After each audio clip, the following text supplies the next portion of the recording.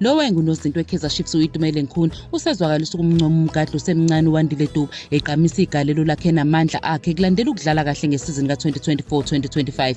uKhune wagijima isikhathi eside kulezi zinkunzi zaseSoweto ukhulume ngokukhula nokudlala kukaDube ekhomba ukuvuthwa nokuzimisela kwalo mdlalo oneminyaka engu-20 ubudala.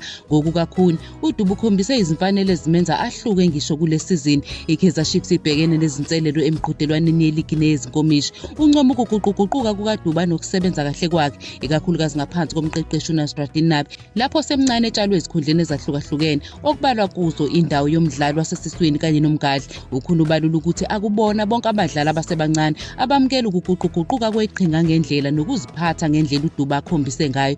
uKhune ubuye wacabanga ngokugqama kukaDube ngoJanuwari 2025 ngesikhathi eshaya amagoli amabili iklabhu inqoba ngo-2-1 ishaya iStellenbosch FC ngesikhathi iKaizer Chiefs iqeda iminyaka engu-55 yasungula. Lokhu kudlala, kusho uKhune, bekuyinkomba yekhono likaDube lokufeza inhloso ngezikhathi ezibalulekile. Yize uDube ethinteke edolweni maphakathi nesizini okuholele ekutheni uDube angadlala amasonto ambalwa, uKhune ugqamisa ukuqina kwalo mgadli osemncane kanye nesimo sakhe sengqondo ngesikhathi elulama. Ubalula ukuthi noma elimele uDube ubesazimisele futhi esebenzisana neqembu, okuyinto ekhuluma kakhulu ngesimilo sakhe. uKhune ukugcizelela ukuthi uma eqondiswa ngendlela efanele aqhubeke nokusebenza kanzima, uDube angasagcina esehamba phambili, hhayi kuKaizer Chiefs kuphela kodwa nasebholeni laseNingizimu Afrika eminyakeni ezayo. Uzwakalisa ukuzethemba ukuthi umgadli uphezulu futhi unxusa iklabhu nabalandeli ukuthi bahlale benesineke futhi bemeseke njengoba osemusha eqhubeka nokuthuthuka. Njengoba enamagoli amane kanye nomsizo yedwa emdlalweni engu-14 yeligi kule sizini,